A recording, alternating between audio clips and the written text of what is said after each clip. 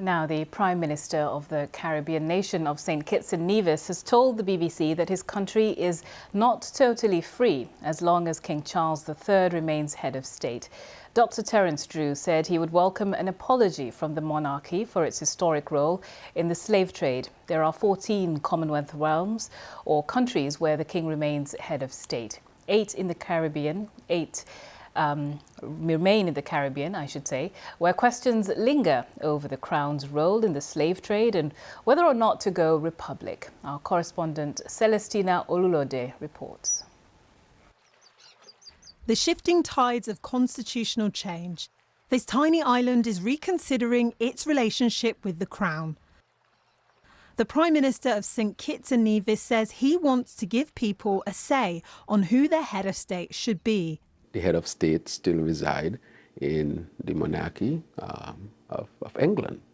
And so that aspect of it is telling us that we are not totally free yet. That consultation or discussion will start sometime during my leadership. The Prime Minister is also calling for an apology for the monarchy's historic role in the slave trade. I think that acknowledging that something would have gone wrong, something wrong was done, that acknowledging it and apologizing for it is a step in the right direction. Buckingham Palace says slavery is an issue the king takes profoundly seriously. Last month, the palace said it was supporting independent research into the royal family's historic links to the slave trade. And on the matter of countries becoming republics, King Charles has said it is a matter for each nation to decide. Britain's influence remains strong here, even after almost 40 years of independence. But as this nation reaches that milestone, there's ongoing debate around its identity. We still have the same colonialistic thinking, and that is one thing we have to move away from. That's why I think that becoming a republic would just benefit our people more. For us to be as so small to go do such a big step would be impressionable onto the world, I would say. But a recent poll suggests the country is still split on whether becoming a republic is a good idea. If there's one place that illustrates St Kitts and Nevis' colonial past, it's Brimstone Hill Fortress, the site of several royal visits, including the then Prince Charles in 2019. The entire structure was built by enslaved Africans. They're the ones who harvested the stone and cut them into shape.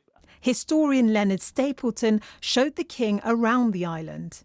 We recognize that the people that fill the office of the monarchy, they are in person, kind and genuine human beings, but the office do represent the same force that was behind the enslavement of the Africans. As the country strides forward, questions linger, and reaching an agreement regarding any next steps appears to be a long way off. Celestina Olulode, BBC News, St Kitts and Nevis. And we can join Celestina more now for more on her report. Celestina, there are still 14 nations in the Commonwealth realm which do have King Charles as their head of state and monarch, but is there still an appetite for that? Well, Nancy, really it depends on who you talk to throughout these 8 remaining realms in the Caribbean. This, though, is all about symbols. This is all about how a nation sees itself. Now, according to a recent poll, should there be a referendum taking place in those 8 realms today, it would be the countries that, like Jamaica, Antigua and the Bahamas that would go republic. I think, though, that whoever you speak to throughout the Caribbean, for example, when I was in St Kitts, people have different answers. For example, Leonard Stapleton, the historian you saw in my report there, he said to me that for some people, when they see their prime ministers have it sworn in and having to swear allegiance to the British Crown, this irks them in a way. So lots of questions remain really over how much of an appetite is there for transitioning to a republic. Well, as you mentioned in your report, there is, of course, this sometimes troubled history between Caribbean nations and the monarchy, and there are calls for reparations coming from some Caribbean nations. Just tell us a little bit more about that.